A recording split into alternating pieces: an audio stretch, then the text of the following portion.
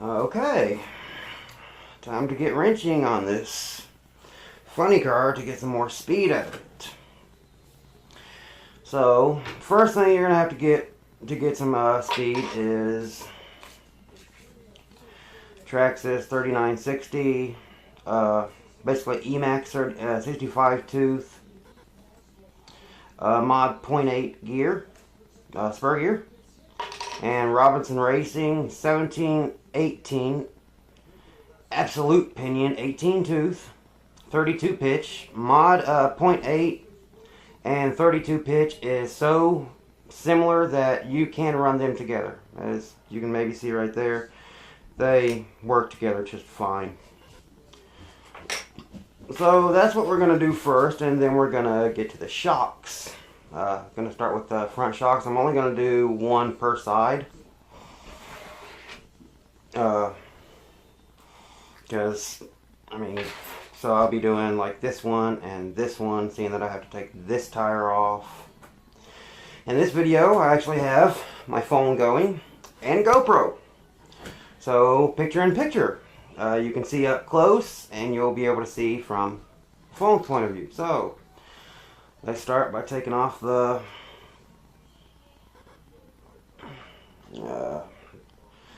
right side rear wheel. That's how you get to the spur and pinion.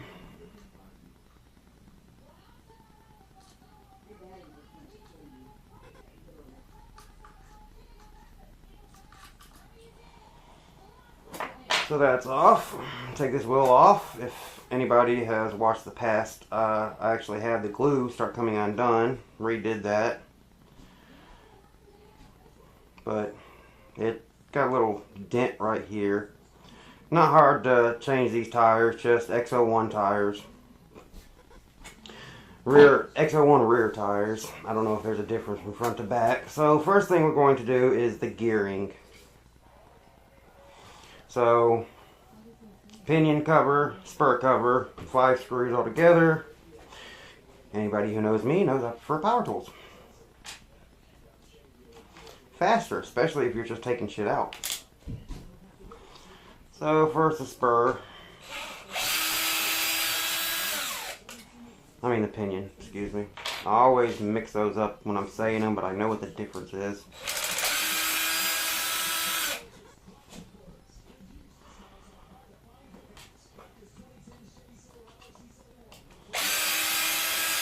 So when it comes to actually changing out the gears, I will be using hand tools. It's obnoxious.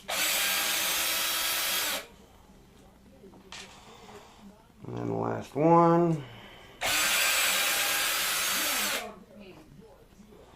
Okay, that goes there. Get this out the way. Take the hex off. Pin, put everything to the back, pull the cover, and that, now you can see your spur. Remove the bearing, put it to the side, and now we are going to take old parts off and put new parts on. First, I want to get, that's what fell.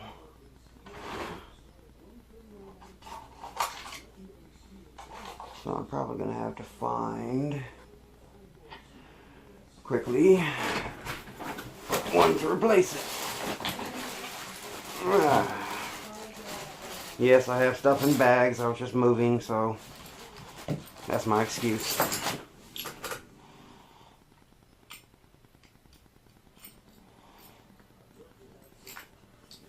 Pretty sure that's the right size.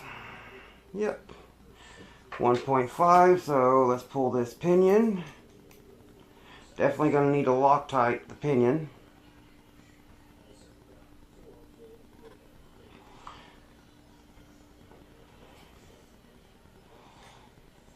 This is not hard work. This is just pulling stuff off, putting new stuff on. Go ahead and loosen up the motor because we are going to have to set a new gear mesh. So just loosen up both screws, and now the motor can spin back and forth. Now we can take the old spur off and put the new spur on. That'll be the easier part to start. Actually, for that I'm going to use the drill, get these off faster.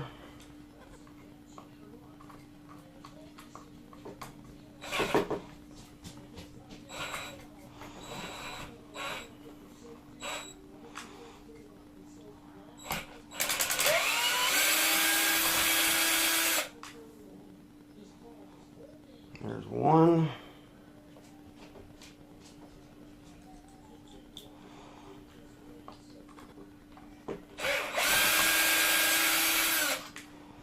There's two.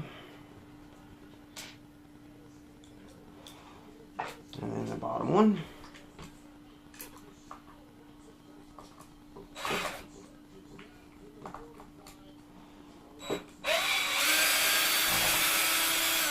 There's three.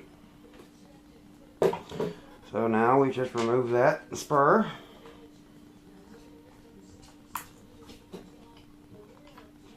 Very easy. And as you can see, they pretty much are the same thing. This is just a 68 tooth. We're just dropping down 5 teeth on the spur and going up 4 teeth on the pinion.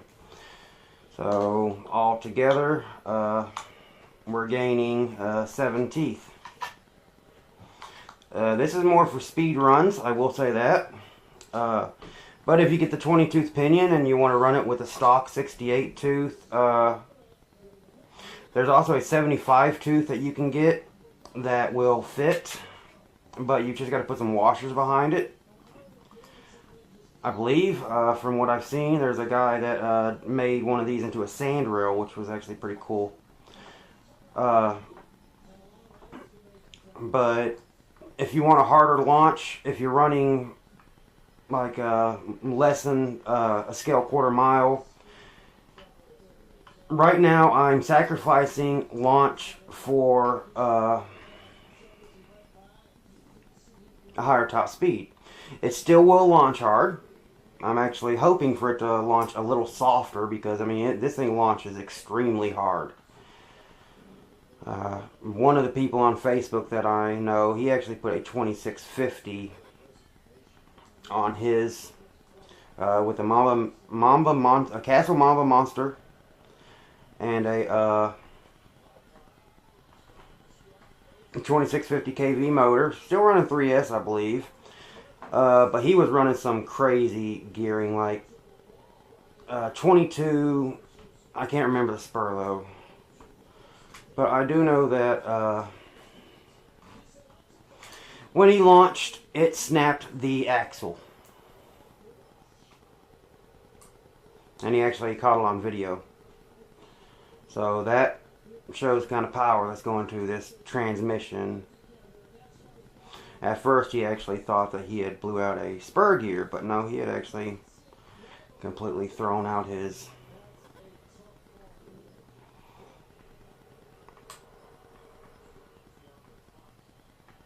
axle. So he had to order new parts. But it's that's part of this hobby. One part of this hobby that I really love is the working on them. I mean, that's why I have so many videos of working instead of running. I probably work on them more than I run them. I'm more of a collector. I don't bash. I don't like the idea of beating on something that, like my e-maxx that I had. I don't like the idea of beating on something that I just put over $2,000 into. That just doesn't make sense to me. Okay, now we're going to go with the spur. I mean the pinion. See, I always get those mixed up. I'm going to need some Loctite.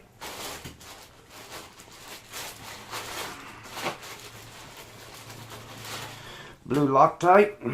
Thread Locker Blue 242.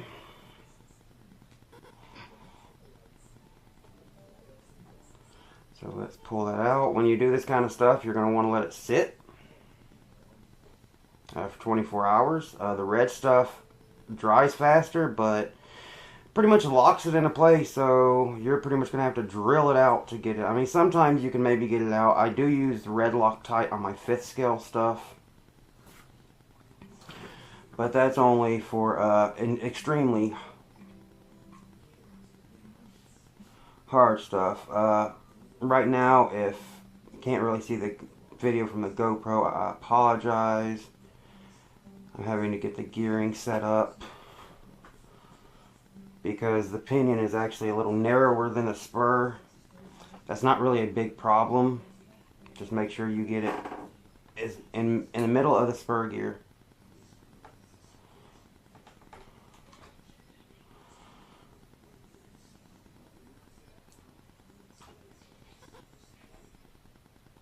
It's not quite the middle. I bet you if I pull that out to the edge.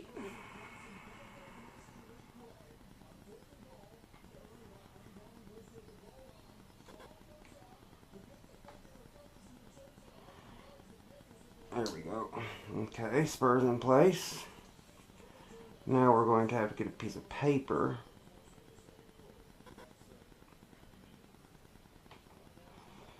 Lock that spur down. That pinion down. So done with that. Put that off to the side. Thread locker, done with that. So now we need a piece of paper. Let's see if this is thick enough. Yeah, just a plain sheet of paper. If you don't know how to set gear mesh, that's something that you're really going to want to learn quickly. All it is, I'll be showing it right now, is you put a piece of paper between the pinion and the spur. You push the spur into the pinion. The pinion into the spur.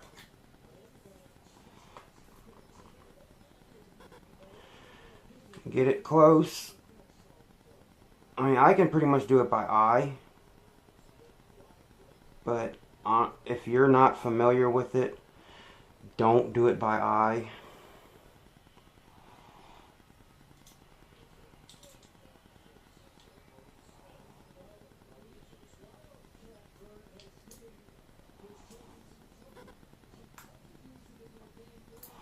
You want a little bit of play, but not much. So now you take the piece of paper and you roll it through there, and you want it to crimp, but you don't want it to tear through. So that is just about perfect. Especially seeing that the spur moves a little, but once I put that on there, yeah, that's just about perfect. Maybe move it in a little bit more.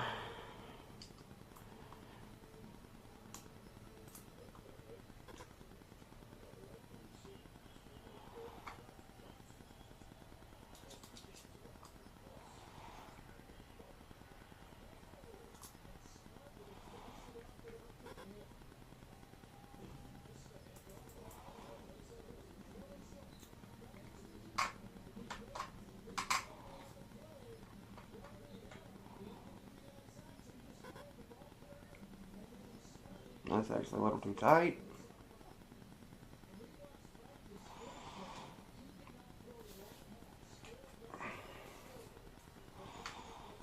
It's hard with this because there is a very, that's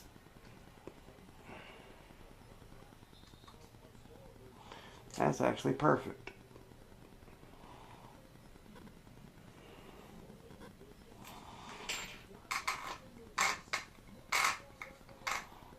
Yep, that's good on there, good. So now to the shocks. That's done. Let's put the covers back on.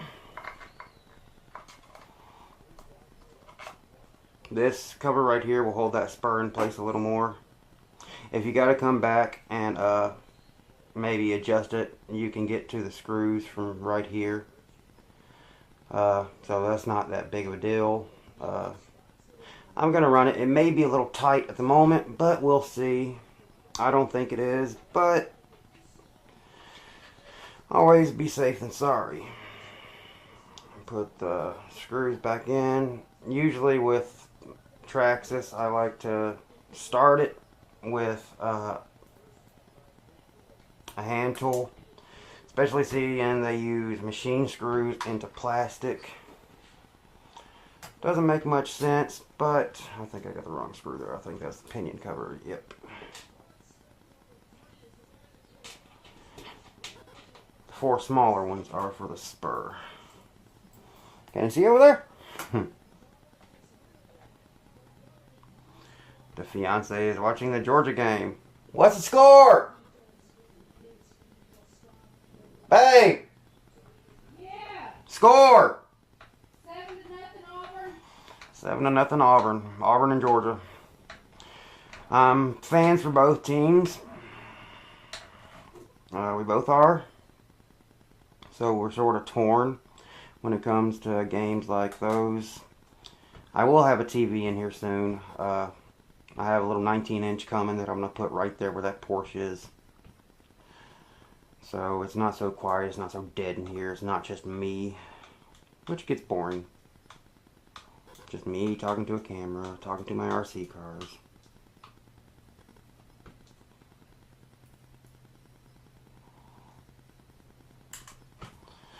So the new gearing is on.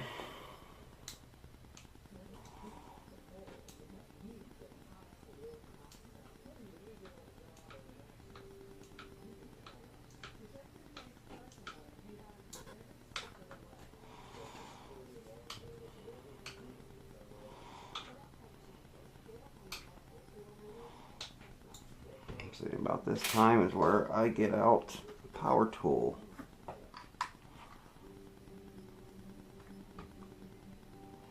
As soon as I can find the, there's the larger, there's the smaller 2mm. Clutch down to 1.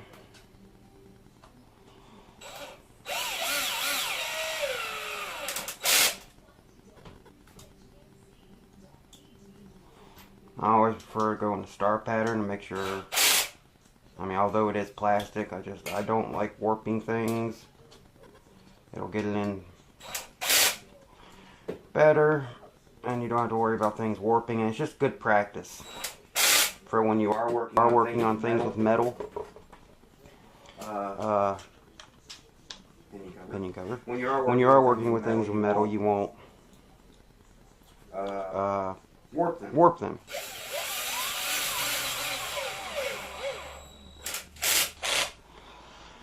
Okay, that's on. Let's put the pin back in.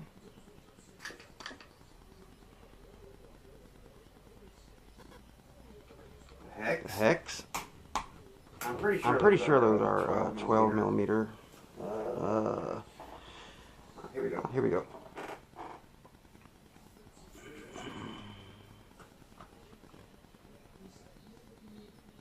I'll need a 14mm hubs.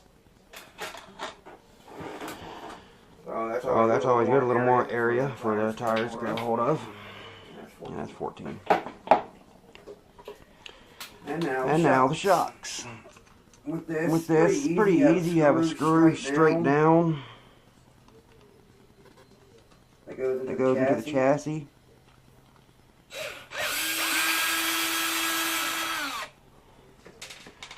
And then you have to take out the upper A-arm. Well, these are cantilever spring.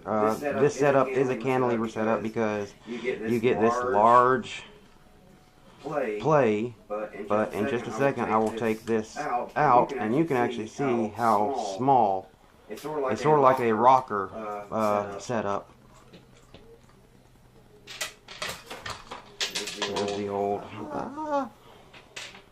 There's the old pinion, old Spur. I can use that Spur again. Probably will. I have some smaller ones, but I doubt I'll need to go smaller with this. So, the way these are on here, there's just a pin. Well, it's built into the cap, so you just have to sort of flex the A-arm open, and it comes undone. And then I really didn't get to the bottom. You really don't have to. So that's it. It's out, and then to get them off the bottom, just the same thing. Just sort of flex it.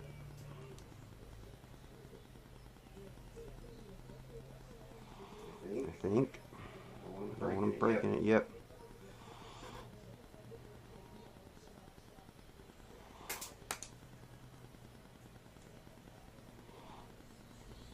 It just pops right out. Just like that. And then of course you're gonna can't take the bottom off without having to undo a lot of stuff. So I'm just gonna leave all that stuff there. Probably bring the spring down so I can grab a hold of the body of the shock. Now I'm a small pair of needle nose. Grab the body of the shock lightly. You don't want to break that plastic.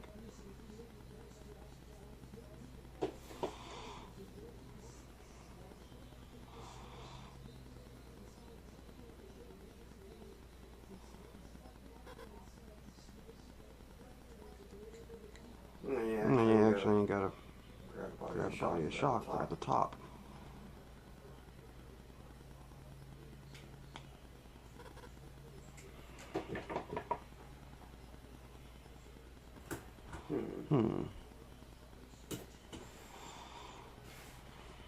Really don't want to grab this too hard with a pair of needle nose and break it. There it comes. You're going to need a cup or something to get rid of the old. Check your diaphragm if it's old, but basically, it's, as you can see, it's a very small throw. I really can't do much at the moment because but you can see how small this shock setup is, and with it being on the inside, you basically sort of get like a 2.5 to 1 setup. So now I'm going to push this back in so I can cycle that old out. Always have napkins on standby, especially when you're working with this stuff.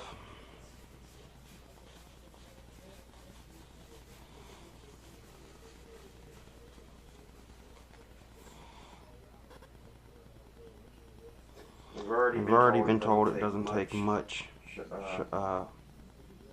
oil for these, like very little.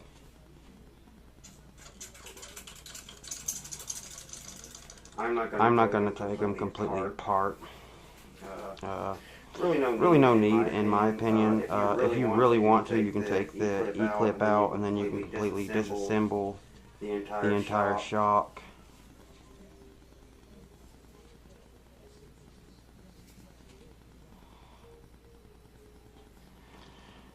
Which I actually may do that, depending on how easy that would be to get to.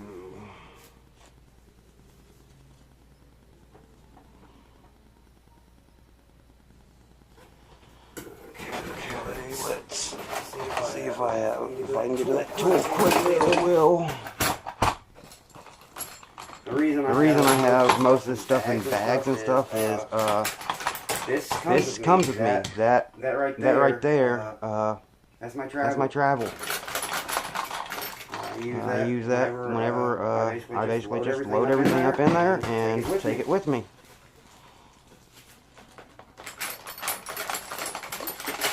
I'm trying to find a circular tool. Can't remember the exact name of it.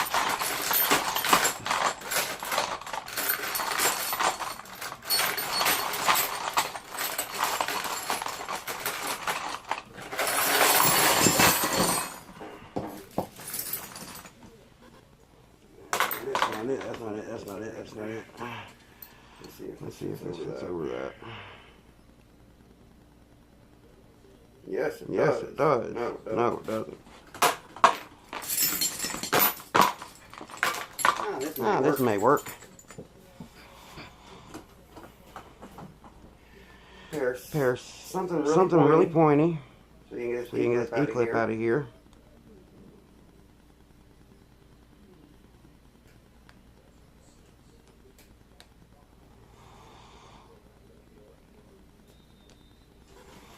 Yeah, something really pointy. Pointier than that. I know I have it. Ah, here we go.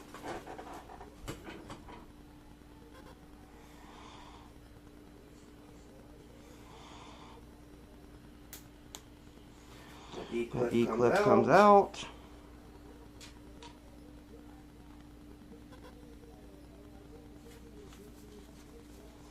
I'm only going to do one of these on camera because I mean, it is a little bit of a pain to get to and do because it's such a small area. Okay, there's that. The whole shock assembly should come apart.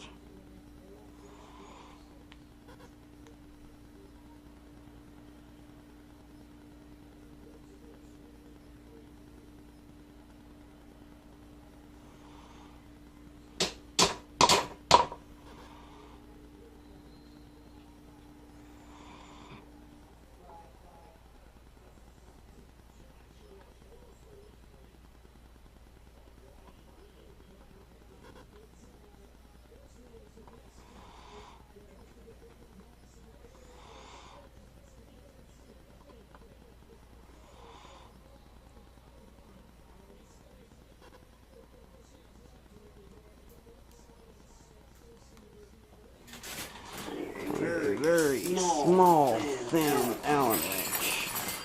Just saw one.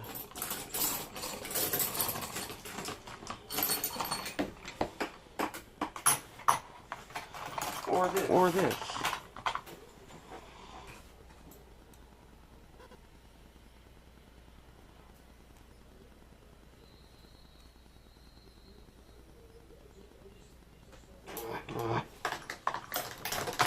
There it is. I don't think that's small enough though.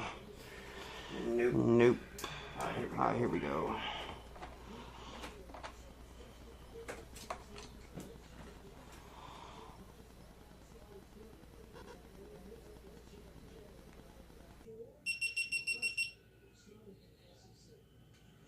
I believe my GoPro just died.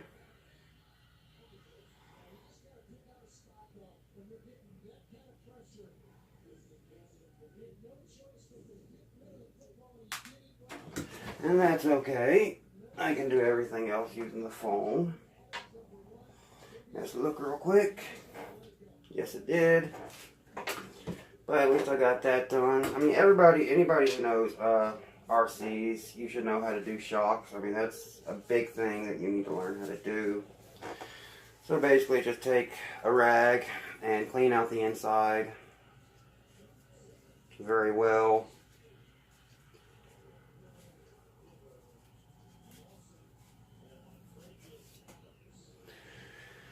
Like that. Clean up the old.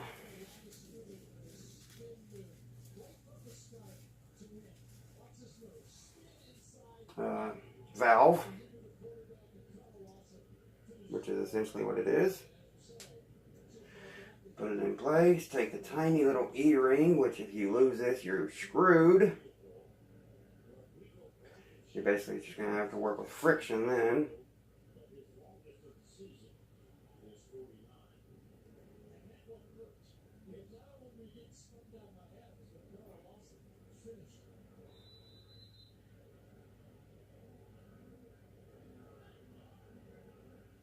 And pop it back in place. 100 weight.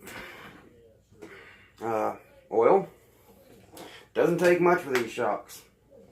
Just a couple drops basically.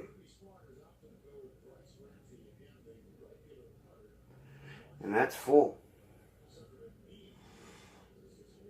Almost. So now you're going to want to cycle it. Get it all in there. And this is some heavy oil.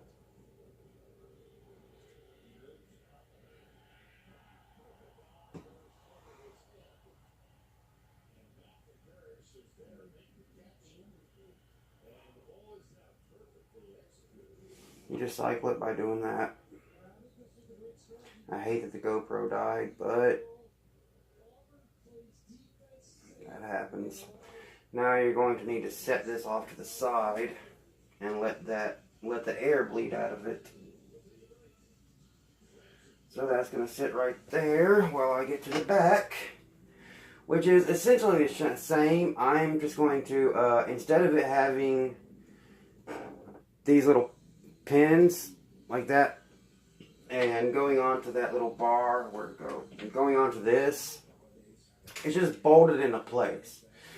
So I'll take it off and show.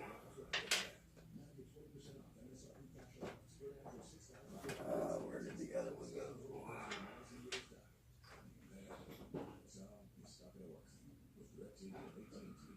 I lose one, I find one. I lose one, I find one. Oh, hell, let's go with hand tools. I don't want to spend all this time looking for tools. So just back out the screw.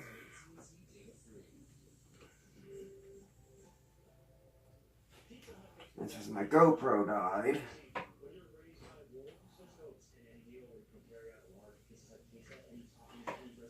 Since my GoPro died, I will show some of this a little up close to the camera. That stuff, it died.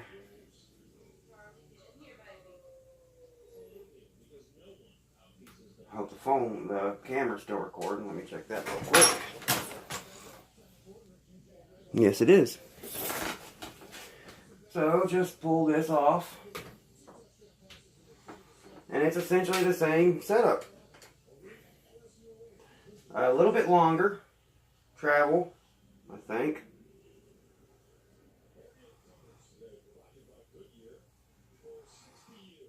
Yeah, this one's a little bit longer, but basically it's just the same thing you just did with the back.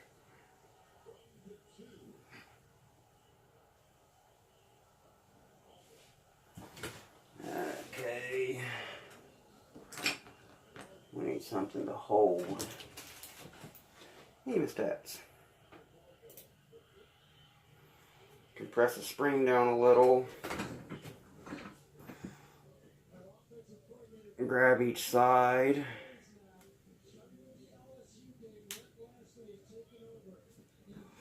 And then undo the top. Undo the top, that comes off. Just make sure you remember which top goes where.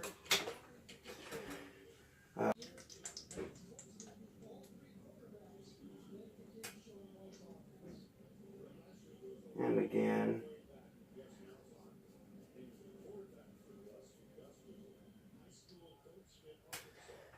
Push that all the way down so we can get to that E-clip.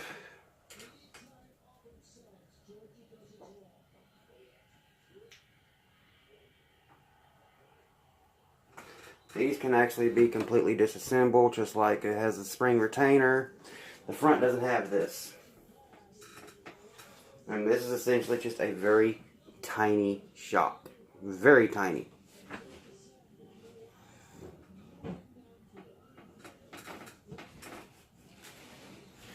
So now from here, you're going to want to get to that E-ring. I have a special tool for very small things like this. All it is a little hook with a blade in it. So it allows me to get into very thin areas.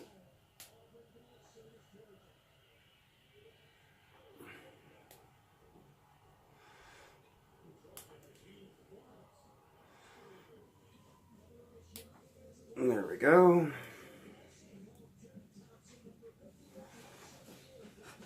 E-clip inside.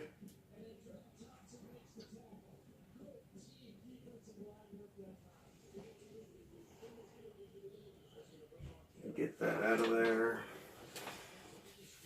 It's essentially the same thing for front and back. Just clean up the inside of the shock.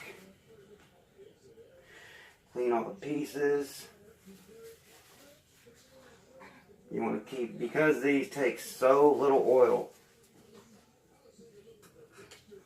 just take that rag, paper towel, whatever, get it down in there, spin it to make sure you get it nice and clean, get all that.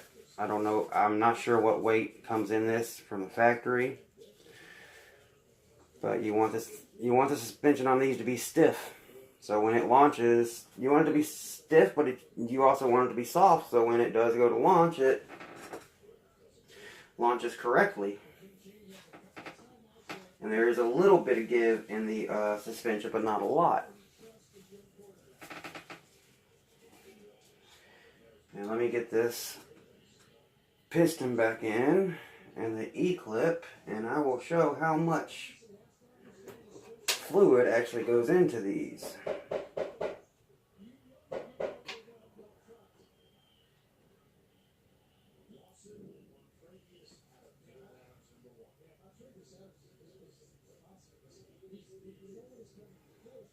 Oh, you evil little tiny E-clips.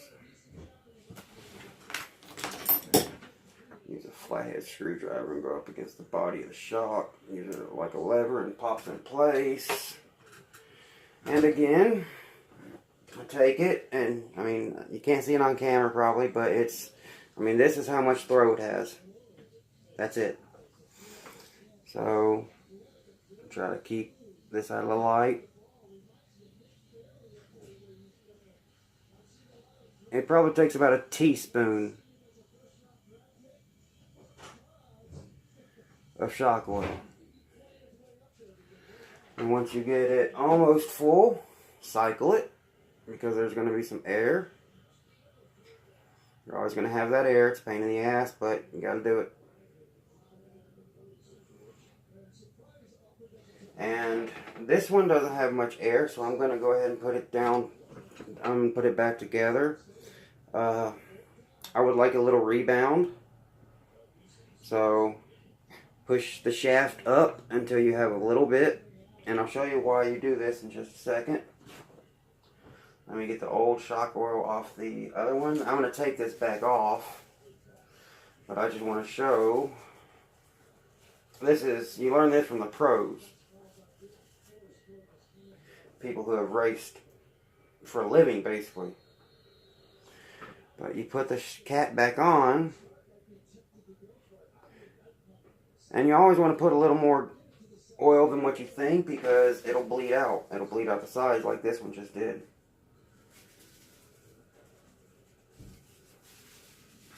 And now with that diaphragm in place, if I pull down, it's going to want to automatically go back up. Maybe not with this thick of oil, but it does go back up a little. So that's it. That's how you change the spur gear. And all you do from now is put this back together, spring retainer, and screw it back in place. I guess I won't take this back apart. It's not that big of a deal to me. I'll go back at it when I do the other two, because I'm not doing all of these on camera, because that would make the video ridiculously long. This video is already going to be long. I'm probably surpassing 30 minutes.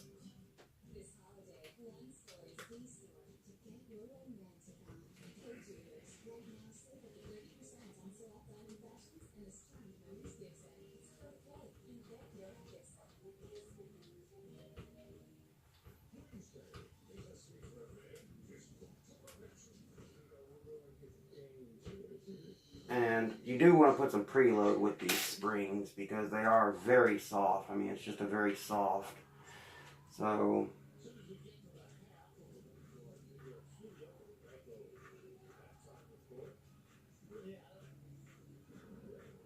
I'd say about 15 turns. Yeah, that's nice and stiff compared to what it was.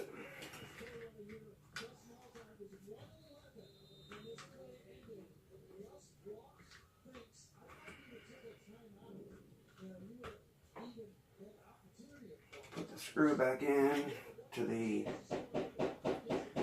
axle housing, motor pod, whatever you want to call it.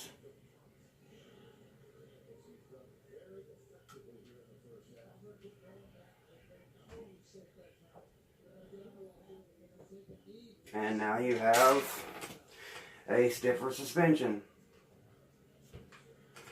So that's basically it with that. Again, thank you for watching my videos.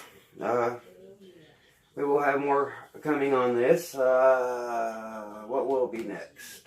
I don't know as of... Oh yeah, tires. New tires, new wheels.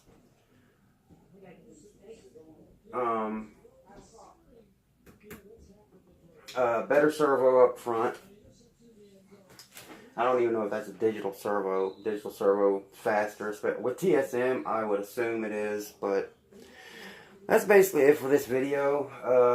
I have to start dinner. It's 5 o'clock now, and we get sunset around 6 o'clock, and I gotta fire up the grill and start some steaks. So, thank you for watching my videos. Please give me a thumbs up, subscribe. If you want to give me any tips, things I've done wrong, things I can do to make my videos better, please let me know. I'm always welcome to tips. Just be nice about it. That's all I ask. I mean, I know we are on YouTube. And there are some very rude people on YouTube. I have been in the past, but now that I see what goes into making a YouTube video and editing, it actually is quite a job. Because after this video, I have 2 to 3 hours of editing now. So, thank you. Thank you for watching. Go Trump. Let's just hope that he actually does what he said. So, like usual, keep all 4 on the road. Peace.